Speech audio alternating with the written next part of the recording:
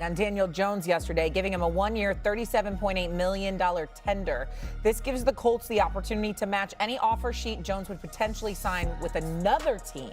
So the transition tag is rarely used, especially for a player. At one point, we were talking about an MVP for. Obviously, he got hurt, a serious injury. But the Colts tagging Daniel Jones, what does that say about the state of the quarterback market right now, Kmart?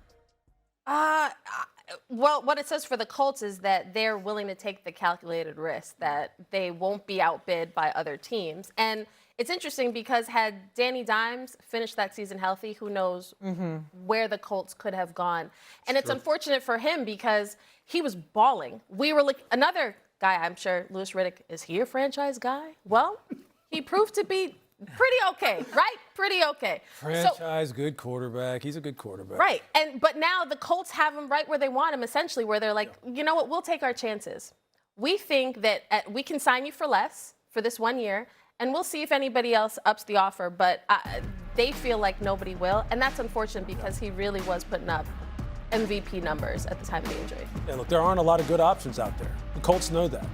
The Colts also know that who is going to take a chance on a quarterback who just ruptured his Achilles in December at this point in time, who, right or wrong, regardless of how he was playing up until this point, teams are still going to have questions on whether or not the Colts caught lightning in a bottle. Maybe he just really does fit what Shane Steichen likes to do in Indianapolis. They don't necessarily see that as being a transferable skill set maybe to their organization. The Colts are factoring in all of this. And they're saying, look, if they really thought that, hey, you know what, there's no way we can let Daniel Jones get away, regardless of what his injury status is, they would have put the franchise tag on him. But they're saying, hey, look, if you think you can get more, if you think you can get 47, 50 plus per year up there in that range, go ahead, and then we'll have to make a decision about what we're going to do. In the meantime, we're going to save some money on this transition tag, and we're going to let you go ahead and field other offers, see if other teams will come and get you. Doesn't mean we don't like you. It doesn't mean we don't like you at all because he was having a great season. But that's what it tells you about the quarterback market. It's just not strong right now. And they don't think, given his injury status right now, that he's going to garner a whole lot of interest. And quite honestly, if I didn't have a history with him, would I be that interested in him too? Regardless of how he had played the first half of the season, I would have a lot of questions. I don't even know when he's going to be available, let alone if he's going to do the same thing at my place that he did with Shane in Indy. That's the problem here. That's the message that they're sending him. Stephen A.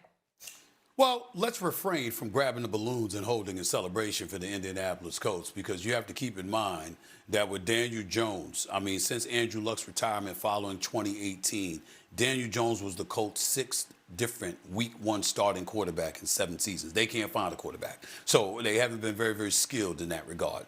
And we learned that in the aftermath of him getting injured because you got the Anthony Richardsons of the world, the Riley Leonards of the world or whatever. You ain't got much to look at. You're in Daniel Jones, you franchise, you do the transition tag, you're ensuring that you'd have right of first refusal. You had a right to match, actually. So obviously that comes into consideration. And then again, like y'all just said, where else is he going to go? You know, you got teams that don't necessarily have cap space, whether it's the Cardinals, the Jets, or anybody else. And not only that, people are going to be reluctant to sign and commit to a quarterback that's fresh off of an injury, the kind of injury that he has sustained. So his options aren't that great in terms of seeking or getting the money that he seeks. But in the end, it's a wise decision on the Colts' part, and he shouldn't mind it at all because he was having a breakout season, the best of his career, and going back to familiar territory is something he should welcome because if he could do it before, the likelihood is he can do it again, and then he'd be in position to make mega dollars down the road. You think this was the right move? For who? For Indianapolis, absolutely. Both. Absolutely. And for him too. Look, if he's going to he's going to have to prove that he can come back. That's right. That he's going to be available. Yeah. And if he does, then he'll come back. He'll have a nice contract. He can have a big year, and then next year he kind of flips the script in terms of the leverage again. Because as Stephen A. was just saying, look, the Colts are aware of what their history has been as far as trying to replace that position in particular since Andrew walked out the door. They understand what it is. They got a glimpse of what he could bring to the table at the beginning of this season. Well, we were on shows like this every week sitting there going, man, what the hell is going on with the Daniel Jones? How all of a sudden has he struck gold here? Let's also remember this. Last year, he was also on a one-year deal. He was on a one-year deal paying him about $14 million, if I remember correctly. So I'm like, it's like you played under 1 year and look how you performed. Chances are this is you have an opportunity to replicate the kind of performance that you were having before you went down.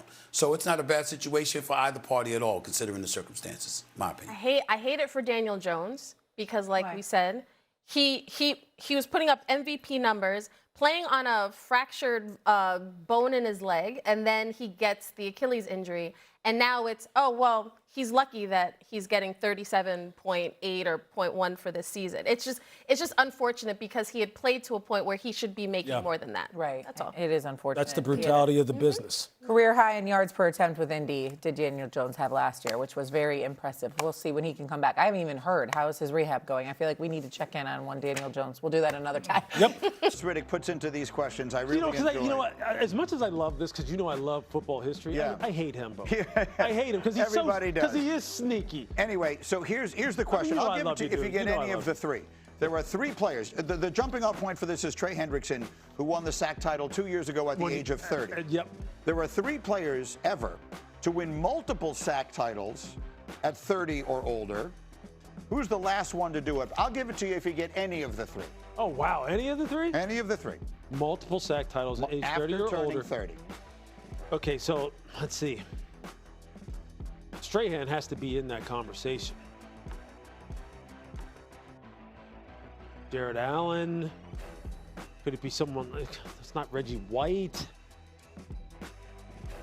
I'm gonna say Strahan. Michael Strahan is correct. Okay. He actually is the most recent one. He did it in 2001 and 2003. The other two to do it were Kevin Green. Played against him. And Deacon Jones before sacks became official, but all one right, of the cool. all-time greats with the head slap and everything else. So but Strahan, not only did you get one of the three, you got the right one of the three. There we go. All right, I'll take that. Thank you very much. Thank you. Lewis's biggest wish was to get that answer right. But we're not done. You are absolutely We're now going to do your off-season wish list. All right, we got players, and you're going to tell me where you want to see them go. Kenneth Walker, the Super Bowl MVP, is going to be a free agent. Where would you like to see him play next season? I said it earlier. I'd like to see him in Washington with Jaden Daniels. I think this is the kind of guy who really would complement what Jaden brings to the table. He would really boost their play-action passing game just like he boosted it in Seattle. I think with the way in which you saw Kenneth Walker run the football late in the season and in the playoffs in particular is something that Washington needs. They need that as part of their identity on offense.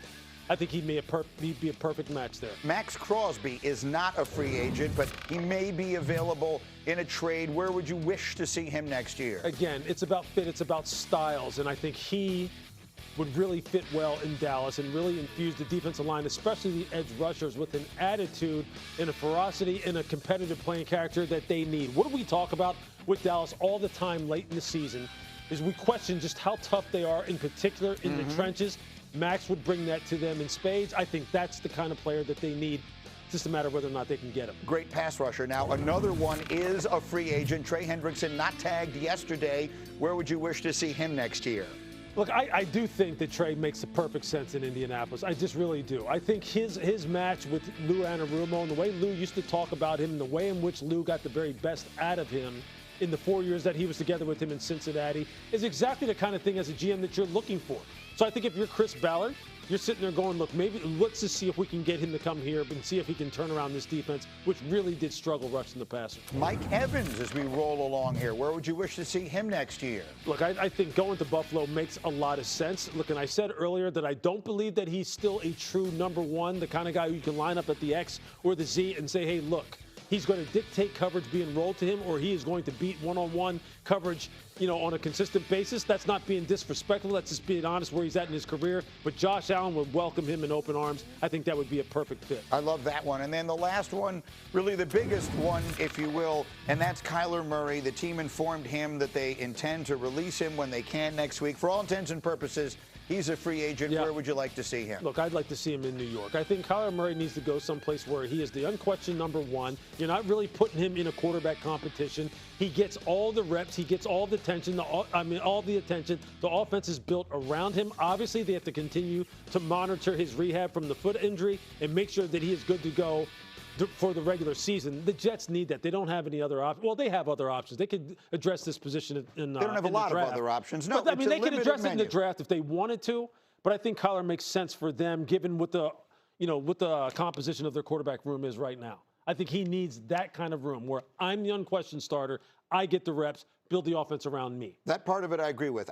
Dominique, I've been a little surprised at how enthusiastic you are about Kyler Murray as an option for a team today. We've seen some very, very good. I mean, there are moments where you watch him and you say, well, he's one of one.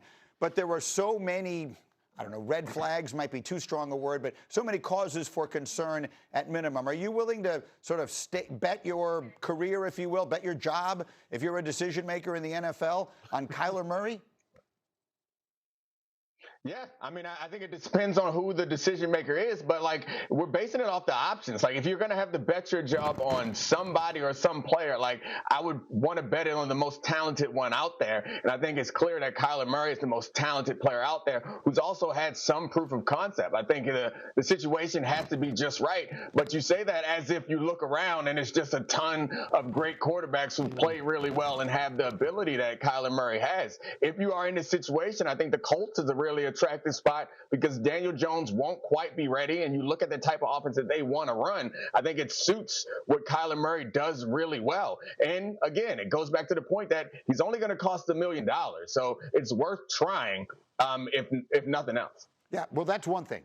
If you're going to sign him to the very short-term alternative, and that I would be totally in favor of.